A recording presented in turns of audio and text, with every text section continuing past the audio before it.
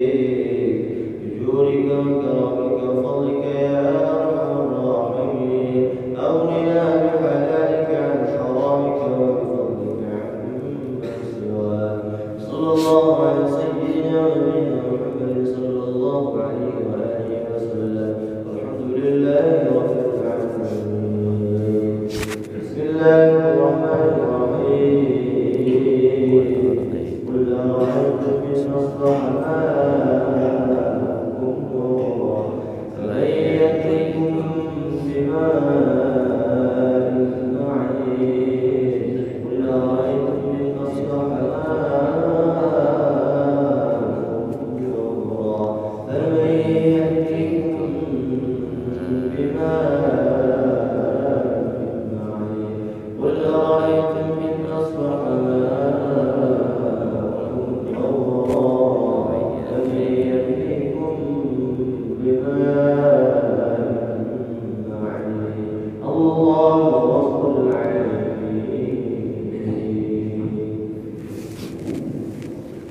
Assalamualaikum warahmatullahi wabarakatuh. Alhamdulillahirabbil alamin wassalatu wassalamu ala asyrofil mursalin sayyidina wa maulana Muhammad wa ala alihi wa sahbihi ajma'in. Amma ba'du.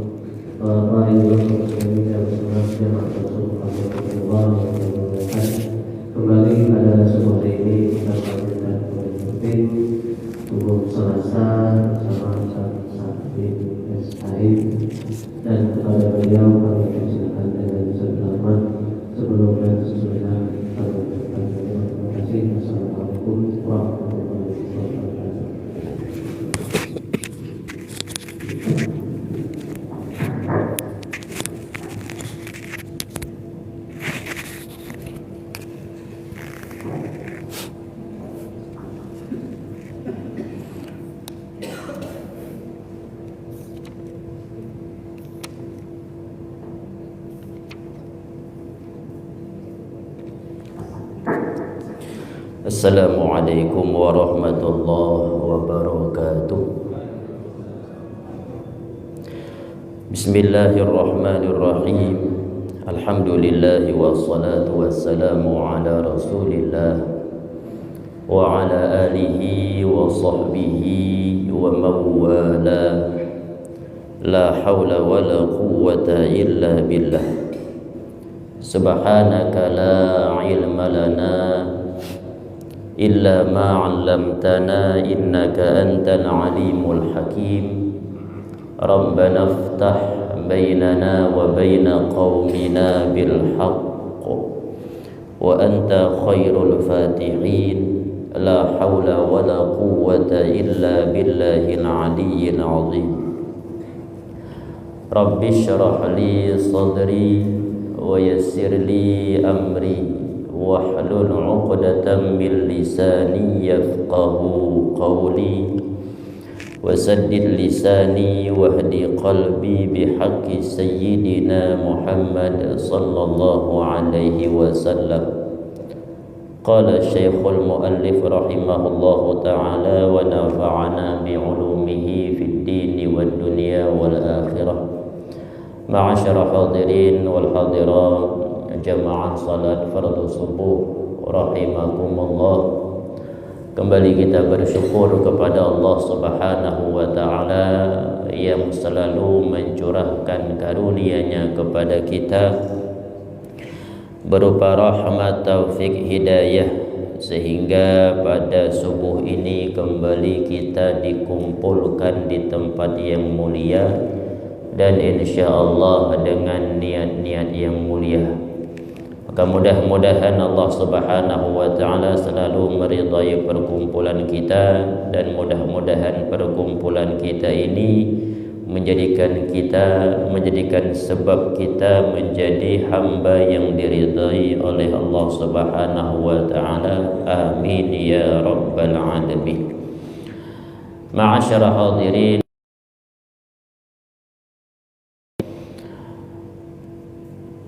tidak lama lagi kita akan menghadapi hari raya Idul Adha atau hari raya kurban.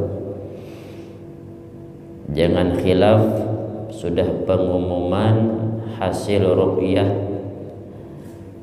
daripada Kementerian Agama jatuh pada tanggal 10 Juli, itu bertepatan 10 Zulhijjah, harinya hari Ahad. Yang paling afdal kesunahan pada hari itu ialah menumpahkan darah hewan kurban. Salatnya paling afdal salat sunnah yang paling afdal ya salat Idul Adha. Itu lebih afdal dibanding salat Idul Fitri. Habis salat Idul Fitri ada salat istisqa. Habis itu salat khusuf, baru salat witir, baru salat rawatib qabliyah ba'diyah, baru salat-salat yang lain di bawahnya. Jadi witir yang paling akhir pahalanya yang paling kecil salat sunat wudu, itu paling kecil, itu paling bawah. Kemudian salat mutlak. Jadi yang paling baik pada hari itu, paling utamanya kesunahan ialah menumpahkan darah hewan kurban, artinya menyembelih hewan kurban. Oleh karena itu mungkin pada kurang lebih setengah jam tidak sempat. Ini kita akan membahas sedikit masalah kurban atau fikih udhiyah, tentang masalah kurban untuk menambah pengetahuan kita. Yang dimaksud hewan kurban itu yaitu hewan yang khusus, berarti bukan hewan sembarangan. Hewan yang khusus. Mana hewan yang khusus? Hanya unta, sapi, kerbau, kambing, dan macam-macam daripada 4 jenis ini hewan. Ini hewan yang khusus yang disembelih pada saat hari raya kurban, tanggal 10 Zulhijjah dan hari-hari tasyrik. Hari tasyrik itu kapan? Tanggal 11, tanggal 12, tanggal 13 Zulhijjah. Itu namanya hari tasyrik, berarti sampai hari keempat hari raya. Tanggal 13 berarti kalau dengan hari rayanya hari keempat. Baik malam atau siangnya, guna untuk mendekatkan diri kepada Allah Subhanahu wa taala. Itu namanya berkurban. Hewannya disebut hewan kurban. Kurban ini disyariatkan, disunahkan itu setelah Nabi Muhammad SAW hijrah ke Madinah setelah 2 tahun. Jadi selama 13 tahun Nabi Muhammad di kota Mekah itu tidak ada kurban. Sudah Nabi Muhammad pindah ke Madinah 2 tahun, tahun pertama belum, tahun kedua barulah turun ayat perintah berkurban, fasholli li rabbika wanhar, inna a'tainakal kautsar fasholli li rabbika wanhar. Ulama tafsir mengatakan fasholli, dan salatlah untuk Tuhan engkau, yang dimaksud salat Idul Adha, wanhar, dan sembelihlah hewan kurban. Maka sebagian ulama mengatakan salat Idul Adha itu wajib karena melihat tegasnya ini ayat fasholli, salatlah kata Allah, salat Idul Adha. Tapi kalangan ulama Syafi'iyah mengatakan sunnat muakkad, dan yang paling afdal kesunahan ya salat Idul Adha karena melihat tegasnya ayat yang memerintah ini salat. Nabi Muhammad SAW setelah berkhutbah hari raya Idul Adha, beliau menyembelih 2 kambing. Nah, beliau menyembelih 2 kambing, warnanya berbulu putih, sedikit ada loreng hitam, berarti kebanyakan putihnya. Makanya kalau kita itu memilih hewan kurban, kalau segi warna ya paling baik putih. Putih. Kalau tidak ada putih, kuning yang terang-terang. Kalau tidak ada kuning, putih campur hitam-hitam, habuk berarti. Kalau tidak ada, habang, merah. Jarang ada merah. Ada lampu merah. Tidak ada warna merah, baru yang gelap-gelap, hitam. Tapi kalau dibanding-banding, bertentangan dua, ada putih tapi kurus, ada hitam tapi gemuk, maka harga sama. Ini berapa ini? Cari di Madura. Ini berapa? 2,5 juta katanya. Putih agak kurus. Kalau yang hitam berapa? Sama katanya 2,5 juta. Lah, sama. Ya ini kan bagus warnanya putih. Itu memang warnanya hitam tapi kan gemuk. Mana pilih putih atau gemuknya? Pilih gemuknya. Walaupun warnanya walaupun hitam tapi daging banyak, karena intinya untuk bersedekah. Untuk bersedekah. Nabi Muhammad, beliau letakkan kaki beliau di atas kambing, kemudian beliau sembelihlah kambing beliau. Allahumma hadza minka wa ilaik. Kemudian beliau sembelih kambingnya. Keutamaan berkurban. Rasulullah sallallahu alaihi wasallam bersabda yang kurang lebih artinya, barang siapa yang telah melaksanakan kurban, setelah orang itu keluar dari kubur nanti, ia akan menemukan kurbannya berdiri di atas kuburannya. Jadi pas terbuka kuburan, kita sudah dibangkitkan oleh Allah, kurang lebih umur 35 tahun. Jadi kalau ketika dibangkitkan itu umur kurang lebih 35. Sekalipun matinya nanti umur 90, tua, panjang jenggot, rambut putih semua, baru mati. Dibangkitkan tetap umur 35. Nanti kalau masuk surga tambah muda malah, menjadi umur 15 atau 14 tahun, ABG jadinya. Kembali ABG, mati tua 90 tahun, pas masuk surga kayak anak baru balik. Itu nanti kalau keluar daripada kubur, maka kurban itu ada di atas rambutnya. Rambut kurban itu terdiri daripada belahan emas, matanya dari yakut, tanduknya dari emas. Lalu ia terheran-heran dan bertanya, mayit terheran-heran, siapa kamu ini? Aku belum pernah melihat sesuatu seindah kamu. Hewan itu menjawab, aku adalah kurbanmu yang kau persembahkan di dunia.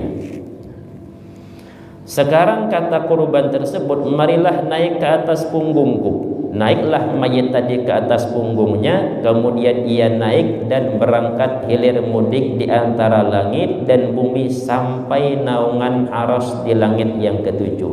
Naik turun beraun dulu, sampai di bawah arasnya Allah. Habis di bawah aras baru nanti diantar ke padang mahsyar. Bayangkan, model 2.500.000 cuman paling mahal. Dah di sini berapa? 235 cuman mahal PCX. Bisa naik ke atas kendaraan. Ketika keluar dari kubur dapat kendaraan dari emas, tanduknya tanduk emas, bulunya bulu emas, matanya mata yakut, sampai ke bawah arasnya Allah. Modal sedikit cuman 2.350.000. Kalah Pajero. Pajero dia keliling-keliling cuman di tembilahan. Ini bisa naik ke bawah arasnya Allah. Modal hanya 2.350.000. Sedikit itu. Jadi kalau orang sudah berkorban, itulah fadilahnya. Apakah cukup sampai di situ? Tidak cukup. Rasulullah berkata, Imam Ali bin Abi Thalib, Berkata Rasulullah, bersabda Rasulullah sallallahu alaihi wasallam, perbesarlah kurban-kurban kalian, sebab kurban itu akan menjadi kendaraan-kendaraan dalam melewati jembatan Shirathul Mustaqim menuju surga. Jadi setelah diantar ke padang mahsyar, nanti kendaraan itu datang lagi. Kapan? Ketika menyeberang di jembatan Shirathul Mustaqim. Cuman catatannya tidak mesti laju. Laju tidaknya itu tergantung ketika kita amal sewaktu hidup di dunia. Rupanya rajin tiap tahun berkurban, malas berjamaah. Akhirnya kurbannya loyo menyeberang jembatan Shirathul Mustaqim. Sama kayak orang berjalan, kayak belum makan. Ada yang tidak pernah berkurban, saking miskinnya umpama, tapi rajin sembahyang subuh berjamaah, zuhur berjamaah, asar berjamaah, 5 waktu berjamaah. Dia berjalan cuma tapi seret secepat kilat. Jadi penentuannya itu amal, dan salah satu amal yang menyebabkan cepat menyeberang sholat 5 waktu berjamaah. Itu salah satu di antara banyak amal. Tapi lebih baiklah dibanding berjalan, walaupun lambat kan ada kendaraan, dibanding tidak berkendaraan. Imam Ali bin Abi Thalib berkata, apabila seseorang hamba telah berkurban, maka setiap tetesan darah kurban itu akan menjadi penebus dosanya di dunia, dan setiap rambut dari kurban itu tercatat sebagai satu kebajikan baginya. Setiap rambut itu berapa miliar rambutnya, rambut kerbau lembu itu tidak terhitung, tidak ada yang sanggup menghitung berapa jumlah rambutnya itu. Makanya sunnah bagi orang yang berkurban itu jangan melepaskan apapun daripada yang namanya di tubuhnya itu, dari mulai satu Muharram, 1 Zulhijjah sampai nanti ketika hewan kurban disembelih. Gunanya supaya merata jaminan kemerdekaan daripada adin api neraka daripada seluruh tubuhnya. Yang ingin motong kuku, stop dulu, jangan motong kuku. Ini khusus bagi yang berkurban. Yang tidak berkurban ya tetap sunnah Jumat potong kuku. Ya ingin potong rambut nanti dulu. Kepanjangan jenggot, biarlah panjang jenggot. Sekalian habiskan nanti motong kurban. Khusus yang berkurban. Hukum kurban itu bagaimana? Kurban itu hukumnya sunnah kifayah. Apa yang dimaksud sunnah kifayah? Sunnah kifayah itu sama fardu kifayah, mirip-mirip. Ada mayit meninggal diterima, 1 RT 1 RW di sini tidak mau menyolati, tidak mau mengurus ini jenazah, maka 1 RW di sini, kelurahan di sini seluruhnya berdosa karena tidak mengurus ini jenazah. Tapi rupanya diurus sudah oleh 2 orang, dimandikan, dikafani oleh 2 orang tadi, kemudian disolatkan, 1 jadi imam, 1 jadi makmum, maka lepaslah kewajiban dan jatuhlah dosa daripada masyarakat yang lainnya. Andai kata masyarakat yang lain ingin tetap menyolatkan, tetap dapat pahala menyolatkan jenazah 1 qiraat. Sama sunnah kifayah seperti itu. Setiap ada kemampuan dalam satu keluarga, maka pada hari itu sunnah berkurban. Bagaimana kemampuan yang disunahkan berkurban?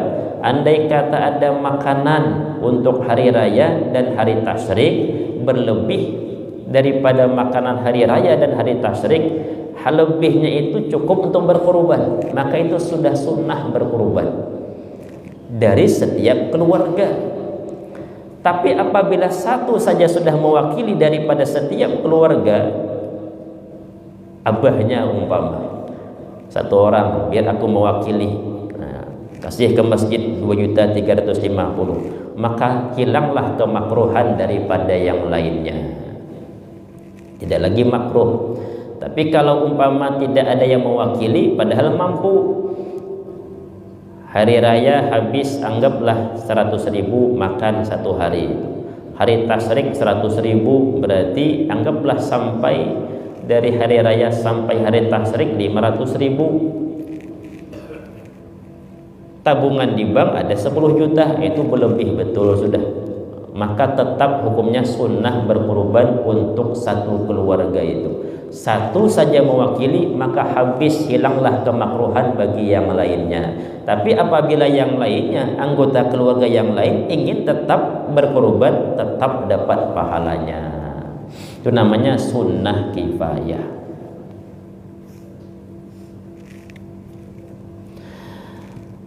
Meskipun hukum kurban adalah sunnah, namun suatu ketika bisa saja berubah menjadi wajib. Kalau sudah menjadi wajib, maka berubah pula hukum daging hewan kurban.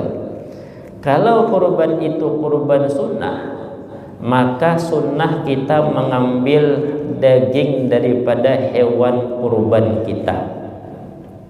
Tapi kalau kurban itu kurban wajib, nazar, maka haram hukumnya kita mengambil daripada daging hewan kurban kita. Aku ini lama dah sakit, 5 tahun sakit rematik, berobat ke sana ke sini tidak sembuh-sembuh. Kalau sembuh tahun ini berobat di sana, andai kata sembuh cocok berobat, pokoknya aku berkorban lah tahun ini. Nah, itu nazar namanya. Pergilah ke Sungai Salak, umpama ada dokter di sana berobat. Ada kan dokter Sungai Salak. Jauhnya ke Sungai Salak berobat. Banyaknya dokter di sini. Anu katanya cocok di sana. Nah, kami ikut ke sana, mudah saja orangnya masih. Berhembur dokter, yang mahal-mahal ada, yang murah ada. Yang tua ada, yang muda ada. Mau yang model mana di sini? Yang muslim ada, yang kafir ada di sini dokter.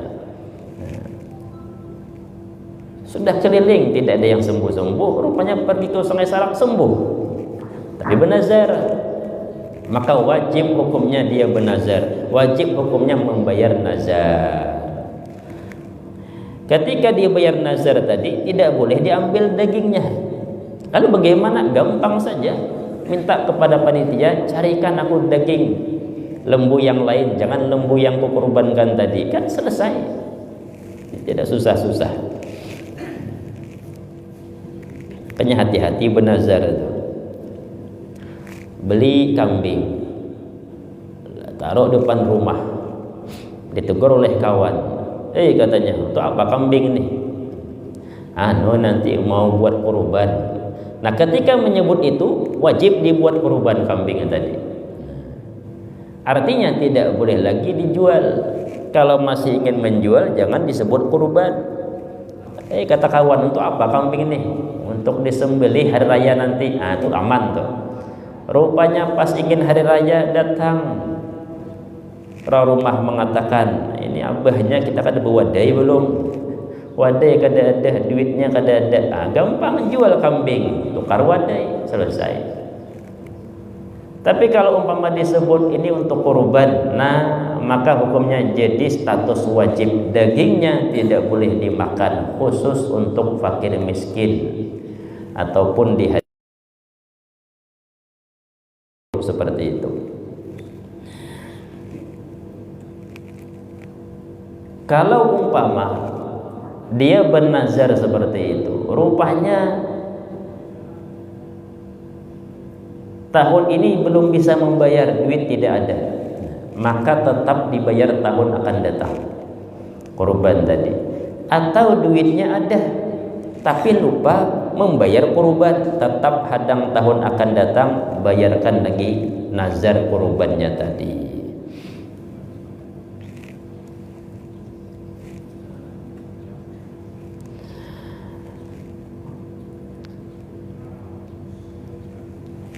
Niat pelaksanaan kurban, yang pertama niat. Niat itu boleh kalau orangnya menyerahkan hewan kurban kepada orang lain, anggaplah dia tersebut tidak bisa menyembelih, dia perempuan, rupanya beli kambing, tidak bisa menyembelih. Kambing boleh disuruh orang lain menyembelih, tapi ketika nanti dia menyerahkan kambing tadi, di sanalah dia meniatkan kurban sunnah tadi. Ketika disembelih, di mana disembelih? Dia orang terimas yang menyembelih saudara kandungnya, di mana rumahnya? Tuh parit 13 sana. Maka hewan kurban tadi dibagi-bagikan bukan di terimas, tapi di daerah di tempat disembelih. Jangan di terimas. Bingung orang sana. Tadi katanya ada ya nyembelih hewan kurban di sini. Iya, mana sekarang kambingnya? Sudah dibawa ke terimas. Waduh katanya. Pemalar betul nih. Jadi di mana dilihat oleh orang yang menyembelih, orang lain menyembelih, orang masyarakat di sana, situlah dibagikan. Jangan diterimas. Bolehlah bawa sedikit. Nah, cuman yang lainnya dibagi-bagikan di mana di tempat disembelih.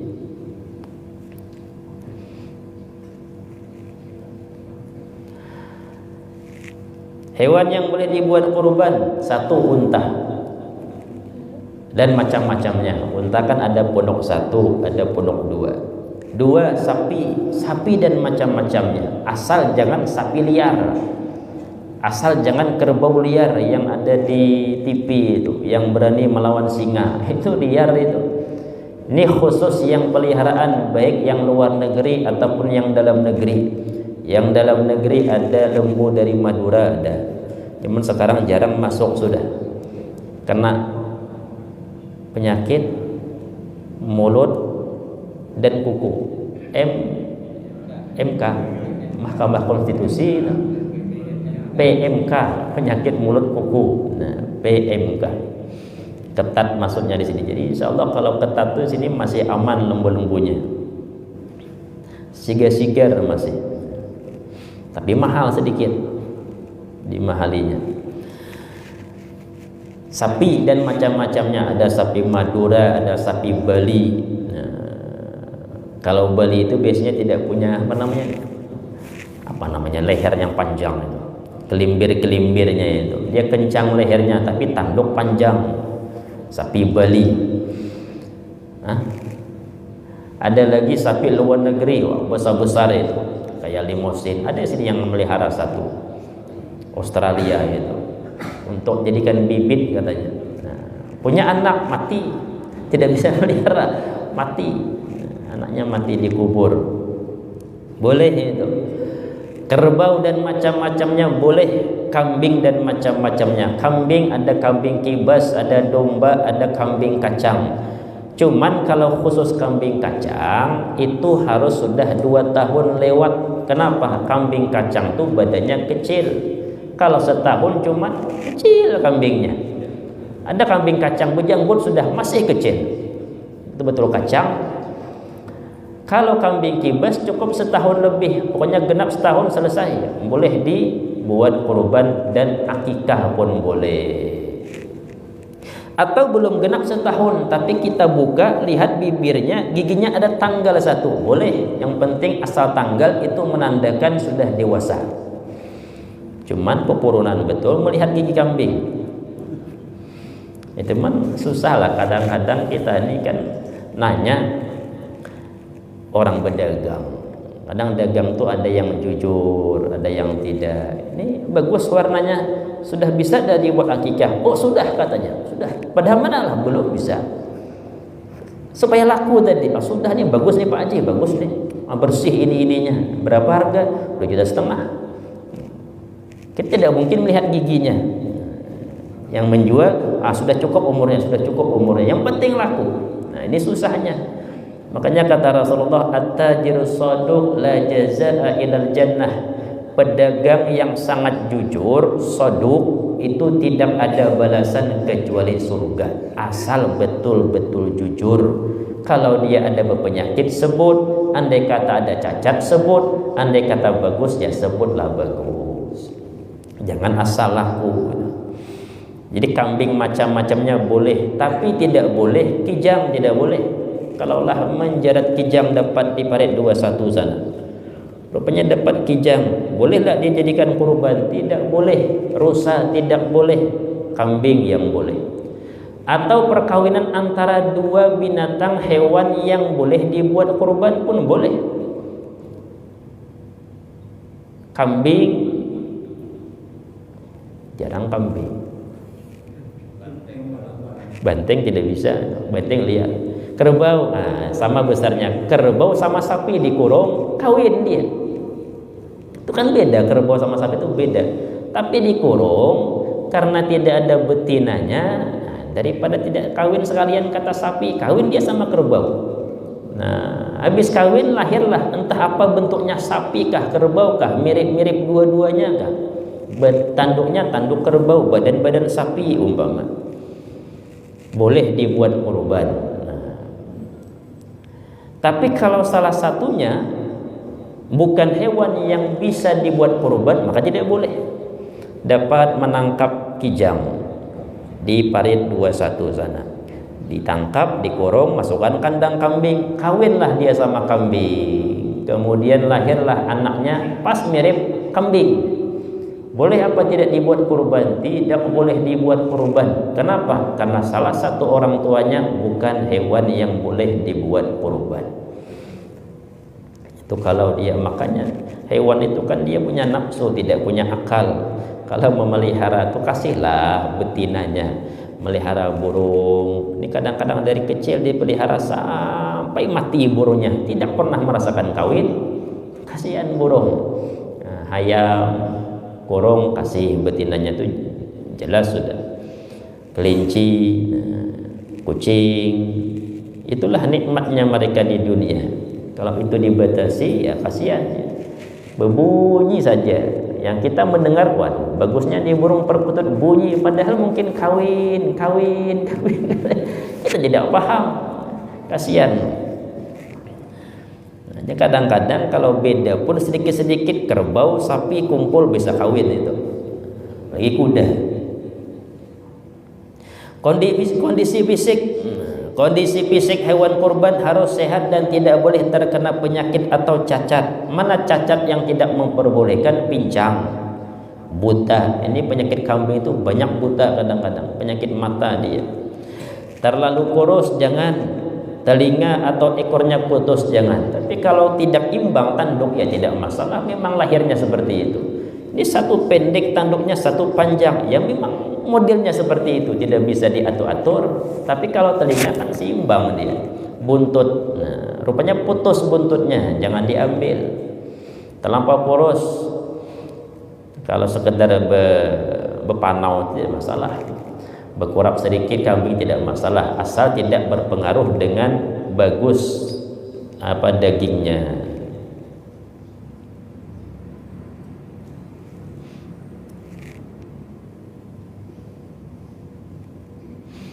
Hewan kurban, nah itu boleh dan sunnah diberikan menjadi 3. Boleh diberikan kepada sebagian diambil oleh orangnya, sebagian diberikan kepada fakir miskin, dan boleh dijadikan hadiah.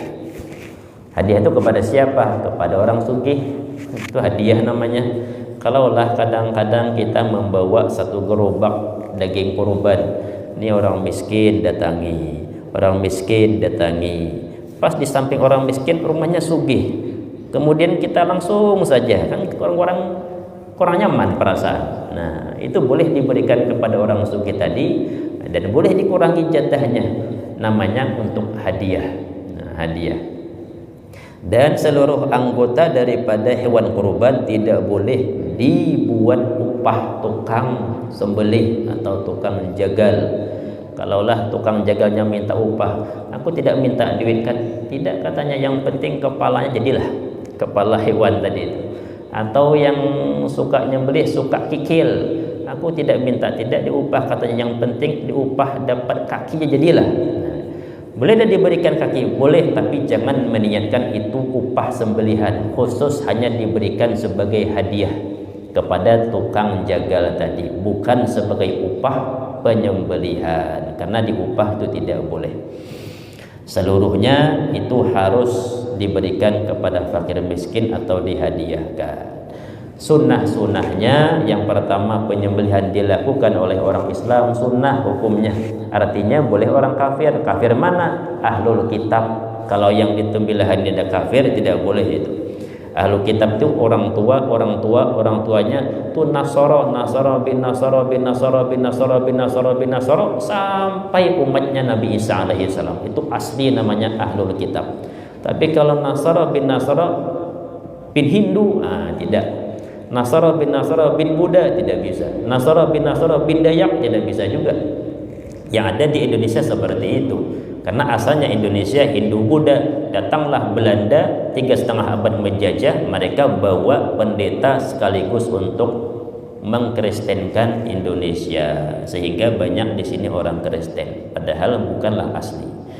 Kemudian penyembelihan sunnah dilakukan siang hari, dan sunnah bagi orang yang hendak berkorban tidak memotong rambut, kuku atau apapun dari anggota badannya pada hari penyembelihan sampai penyembelihan selesai, supaya agar seluruh pemerdekaan daripada api neraka merata pada semua anggota badan. Bagi yang bisa menyembelih sendiri, maka sunnah menyembelih sendiri. Bagi yang tidak bisa, yang tidak kuat melihat darah, atau dia perempuan, kalau dia ingin maka boleh disembelihkan kepada orang lain. Dan kalau bisa diwakilkan, maka sunnah dia melihat hewan itu disembelih. Cukup melihat jadilah. Kalau tidak sanggup melihat darah, pas ketika ingin disembelih, jangan dilihat, tapi pernah melihat mana hewan kurban kita.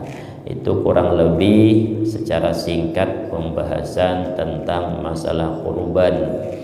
Mana bagusnya kurban 1 kambing dengan 1 lembu 7 orang, tergantung niatnya. Kalau dia berniat ingin memberikan daging yang paling baik, walaupun sedikit sedekahnya, maka daging kambing itu lebih baik dibanding unta, kerbau, dan sapi. Tapi kalau dia niatnya untuk banyak bersedekah, maka lebih baik 1 sapi 7 orang dibanding 1 kambing 1 orang, karena lebih banyak hitungan bersedekahnya. Mudah-mudahan apa yang kita kaji ada manfaat, mudah-mudahan diridai oleh Allah Subhanahu wa taala, dan mudah-mudahan terus diberikan kesehatan, kesempatan, sehingga kita bisa melaksanakan salat Idul Adha pada nanti hari raya Idul Adha. Al-Fatihah. A'udzu billahi minasyaitonir rajim. Bismillahirrahmanirrahim. Alhamdulillahi rabbil alamin, arrahmanir rahim, maliki yaumiddin. Iyyaka na'budu wa iyyaka nasta'in. Ihdinas siratal mustaqim. Siratal ladzina an'amta 'alaihim ghairil maghdubi 'alaihim waladdallin. Amin. Amin amin ya Allah. Bismillahirrahmanirrahim. Alhamdulillahi rabbil alamin, wassalatu wassalamu ala asyrafil anbiya wal mursalin wa ala alihi wa sahbihi ajma'in. Allahumma inna nas'aluka salamatan fid din wa afiyatan fil jasad wa ziyadatan fil ilmi wa barakatan fil rizqi wa taubatan qabla al-maut wa rahmatan 'inda al-maut wa maghfiratan ba'da al-maut. Allahumma hawwin 'alaina fi sakaratil maut wan najata minan nar wa na'afwa 'inda al-hisab. Wa sallallahu ala sayyidina Muhammad wa ala alihi wa sahbihi wa sallam. Walhamdulillahi rabbil alamin. Taqabbalallahu minkum. Dan